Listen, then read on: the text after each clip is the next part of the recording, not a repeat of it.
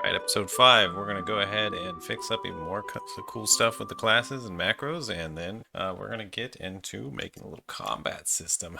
So here we go. Alright, so first things first, I've already done it because I just kind of was testing something out, and this works beautifully. Just below where we have PC Construct and Level Up, we're going to make another define of character class, and this is essentially the definition of the define. All we need to know about is class name, base HP, base strength, and base int. And then we can define this whole class here. So you can see it basically looks like all the classes look so far, except there's the class name, so that'll pass forward there, and base HP will pass forward there, and it's going to cast to the correct type. And same with strength, same with int. And here with the get class name, we got to use the string is operator there, and that turns it into a string. And here we go. Here's a web page about these directives if you want to read more. But yeah, we're basically just keeping it very basic, using the string eyes once. There's other stuff you can do if you want to get fancy with it. I'll leave a link to that down below. And then we can delete all these old classes. All we've got to do to make a new class is this. So here's our cleric, here's our wizard, here's our warrior, here's our rogue, all this class stuff we had down below. Yeah, we're just going to delete a whole bunch of lines of code, just like so, and like so. And now all we've got is we just went straight to the player character down here. This really reduces the code. We're 110 lines for all this. And if we want to add another class, we can do so very easily. And just like so. Berserker. And we're going to buff up these classes a little bit, I think, because it's going to make it a lot more fun. Berserker. I'm going to start out with 6 strength, 1 intellect. Let's make the warrior 5 strength, 2 intellect. So I think we're going to have 7 points there. I feel like if you have more hit points, then maybe, yeah, we're buffing up the hit points a little bit. If you have more hit points, then maybe you should have slightly lower on some of the other stats. So just playing around with that a little bit. A rogue, we're gonna make them pretty even down the road. I feel like rogues have more intellect than strength. I really need like a dexterity in here. And heck, we could just do that real quick. We could add dexterity if we wanted to. But I think we're going to save that for another time because I really want to get to this battle system and get some attacks and a little combat thing going on. Alright, so Cleric, 14 HP. Let's go. Let's stick with 2 strength, 4 intellect.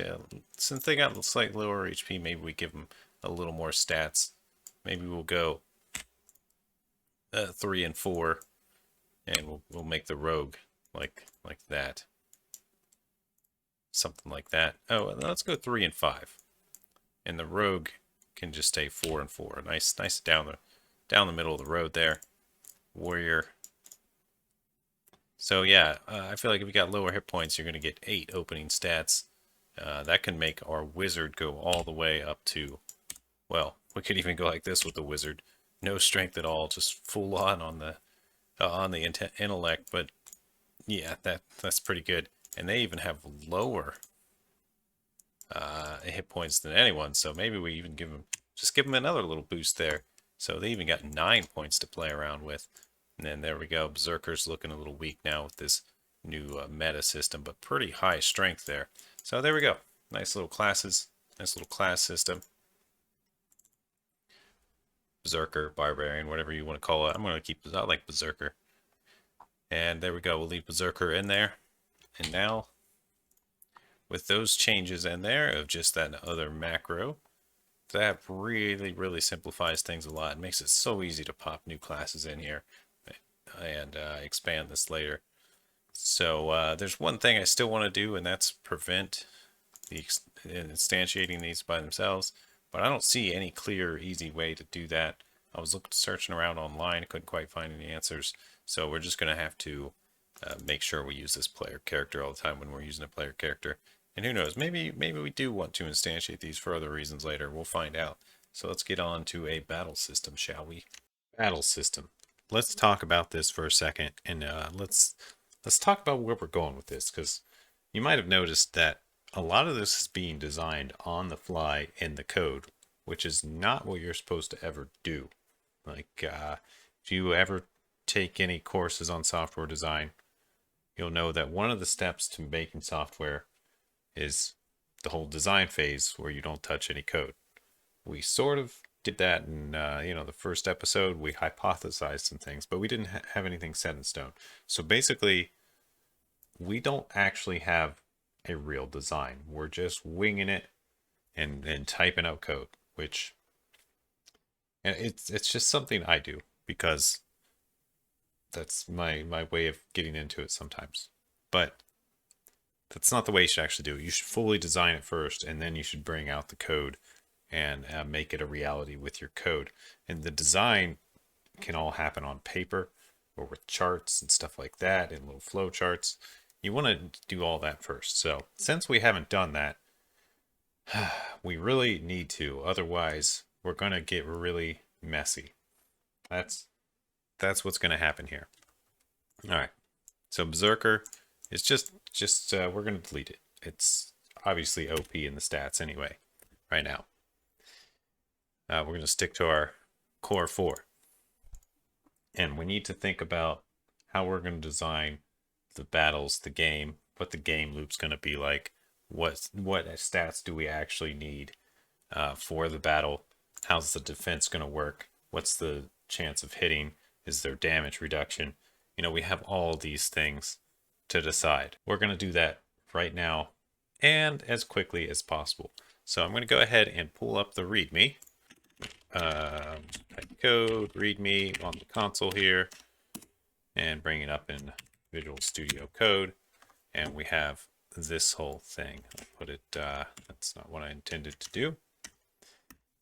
Well, let's just work on this for just a few minutes here. I don't want to spend a whole lot of time here, but we got to do this. Really, this is better done on paper, in my opinion, but this will be fine.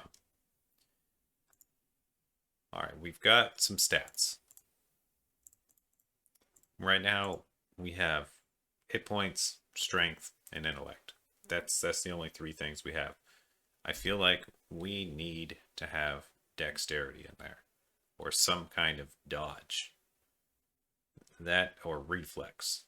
And we could combine that with strength. We could say, yeah, we could combine it with strength, because that sort of works. Oh, geez. All right, let me take a few minutes offline here, and I'll come back with a design, then I'll explain the design. Time warp. We're on the next day. All right, I spent some time thinking about this a little bit. And, I know I said we do the combat system, but I don't think we're quite ready yet, because I don't think our characters have enough stuff to really be fighting. And also, we got to decide what we're fighting. So what we're actually going to do today is we're going to add armor, resistance, and agility, just a few more stats. And another thing, the thing we were kind of working on, sure, this is a really cool example of a macro, but I think this is going to cause a problem once we get to leveling trees. So I've added a few new things into the README just about what these stats do and the level tree section. So I don't think we're going to get to level trees today. Today, all we're really going to do is we're going to add in more stats in preparation for battle. And then I think the level trees are going to be nice and good. I also did some just adjusting on what these character classes do and what they're supposed to be doing. So yeah, as I was saying, you should definitely be designing all this stuff before you get to coding. That makes a ton of sense, and I'm just not going to do that. Oh God, why? So let's add some more stuff. Now, we don't necessarily need to get rid of this macro right away. We can just add in some more base stuff and update this level up and how it works, and that should be okay. But we need to think about armor. There's another thing that came to mind that we're not really putting in the game that we probably should, and that is different races. We're kind of just assuming everyone's a human right now, but once we start introducing monsters, that kind of also makes people start asking the question, can I play some of these monsters? What about the other races that aren't necessarily monsters, that are more good aligned, we'll say? Can I play as those? And that sort of thing. And for right now, let's not worry about that. Let's just assume all the characters are humans, all the player characters, or maybe they're not. Maybe they're something else. But we're just gonna kind of use some power of imagination to not worry about it. That's a weird way to use your imagination, isn't it? All right, so let's add in some of this stuff. We're going to have a base strength, base int. Now let's also add base agi, base agility, base agi. So now we have to specify that when we create a class. And we'll say our cleric has 4, our wizard has, well, 4 is too much for cleric. Let's say 1. Wizard 1, warrior 1, maybe warrior 2. And rogue 5, and we can lower some other stuff on the wizard. Let's drop the intellect down to 3 on that, and maybe we'll drop the strength down to 3 as well. Just balance it out a little bit. So we'll go with something like that. We might also lower this. Okay. We don't really know how these balance tweaks are going to work until we actually start doing combat and putting that kind of stuff in there. But now this should populate for that agility, so that should work. But there's a few other things we need to update as well, like this level up. How is it going to level up agility? We could just add it in here the same way, just like so. Turn this one into agility. And turn, let's see here, we need to add it to this player construct. And on this level up, let's see if there's anything we need to do here. Doesn't seem like it. I think we're okay here. But our stat block, we should probably put agility in here as well. So we will just do that. Just some quick copy pasting, stat type, A, and we can level them all at once. It no longer knows what agility is, so we'll just populate that all in here, just the same way we were doing the other ones. And we need the actual stat, of course, and just make sure we set it default constructor. Now, another thing we could do here, just to save a little space, is, well, we're typing this over and over. We don't actually need to do that. We can say strength, if they're all the same, strength equals agility equals, they all equal each other, and they ultimately equal this. It's just something you can do with C++. If you're signing variables all the same thing, is you just line them up like this and put whatever they're equal to at the end. Saves us a couple lines of code. Cool little trick I like to do. But of course you can't do that with this since they're all different assignments. But often it's a quick way to construct and reset variables too. If they're all resetting to 0, you could just do something like that, or resetting to a 1 in this case. And there we go. That adds agility to our stat block. And I think we want to add a few more other things to our stat block: armor and resistance. So we're going to go ahead and put those in here too. Now these are sort of different. Armor, resistance. I'm counting armor as like physical resistance and just plain old resistance as element resistance. Now, there's some design decisions here, so maybe we should even call it element resistance to make it very clear, because some things might be more resistant to hot and cold and stuff, and there's probably going to be different types of magic. There might be magic that just does force or physical damage, and there might be magic that does element damage.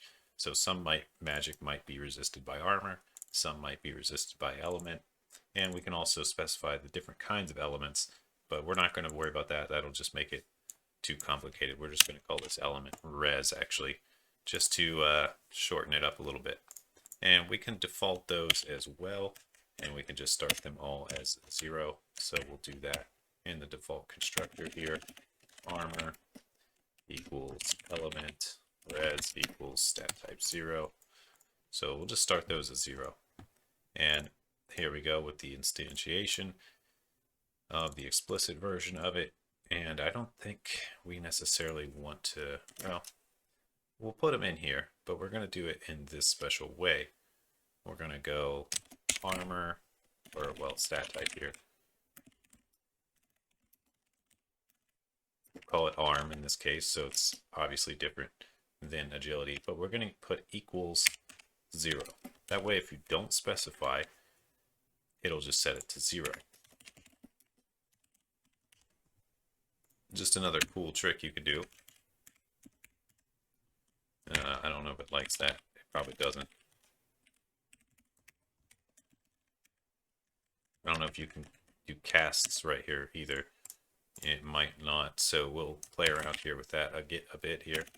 And we'll also put stat type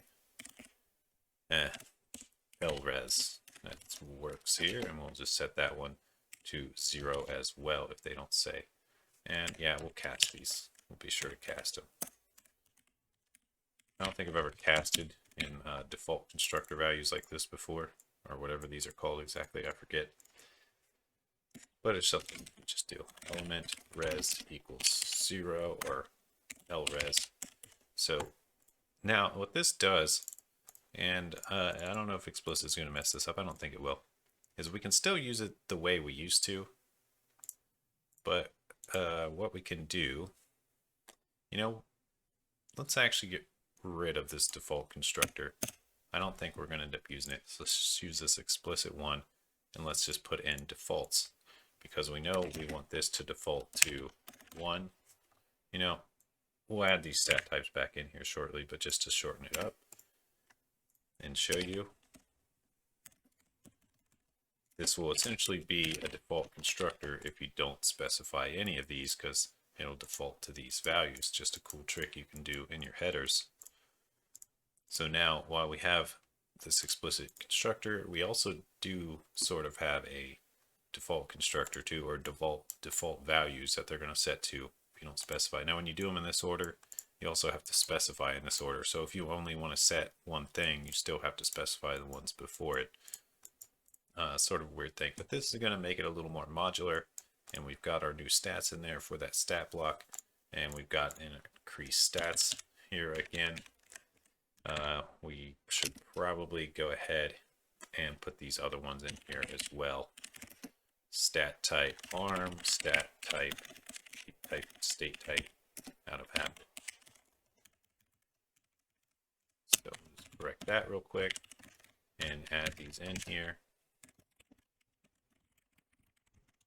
And there we go. Our increased stats is modified up. So we could also put in the default values in these as well, which is kind of cool. That means we can use it as necessary. And since these are all plus equals, 0 is going to be a great default value. It just means we don't want to change it. But this allows us to, I'm not sure, I can't remember off the top of my head what this is called, but it basically just allows us to use this in sort of a more modular way when you do this sort of thing. But yeah, I think we're going to be pretty good here. Let's also put a get armor that just returns armor, and a get element res that just returns element res. And now the way this is built here, it shouldn't mess up anything we've currently built. So let's just try and build this and see if we get any errors. We get a few. It says get intellect is already, oh, this is supposed to be renamed to get agility. And let's try to build that again. And we have some redefinitions, it says. Oh, but it's because we need to rename this one. There we go. And we don't need base armor and base resistances, because those are all just going to be 0 for the classes. And I think maybe once and if we add races, maybe some races will have some base armor and stuff. But for the character classes, I don't think it makes sense to put that in here. So another problem with this class that I was talking about a moment ago is that we don't have ways to like add level trees to certain classes. We can cobble together a way, but we also don't have ways to say this class has MP, this class has energy, or anything like that with these different well types or point wells. So that's something to think about in the future. But for now, we've got the stats in here, we've got agility in here, we've got armor and magic resist prepared that are probably going to be affected mainly by items or special abilities or special spells and stuff like that. But they're sort of future proofed and in there. And we got everything succeeding there. And now we could specify this or make this class a little fancier by just adding some more things in here. Like, let's go ahead and put the agility in here. And we'll also add, we could put armor and resistances. Of course, these are going to be 0 for now. Did I spell get agility wrong? I must have. We'll figure that out in a second. And this one will be, we'll just call it resist. Get element resist. So this is just a sample character sheet. Okay, and we need to figure out why doesn't it like those right now. Let's hit play and just see what it does. It says it's not a member. It's because we need to define it down here in the one we actually instantiate. We don't have the functions forwarded as we should. So it's just going to be basically the same as this, get agility, or the same as the ones above. That returns the PC class's ability to get agility. Now this is going to allow us to do some other cool stuff, and this player character class is going to become more useful once we have armor. Because, for example, in this get armor, we'll be able to do stuff like, we're of course going to get the armor, but we also might have something like plus PC class get race armor or something like that too. So we'll be able to combine results of things and do some special stuff in these forwarded functions based on all the things that are cobbling together these classes. So that's this player character is going to become more and more useful as we go forward, and we might even end up adding then something here like maybe an inventory, star inventory, and we'll define the inventory delegate somewhere and have different types of inventory, because maybe there might be like an equipment set of stuff you can wear type inventory, and there might be, we got to decide that later. But the point is, we'll be able to add to this as we go as needed, and so that's going to make it pretty handy for expanding. Get element res.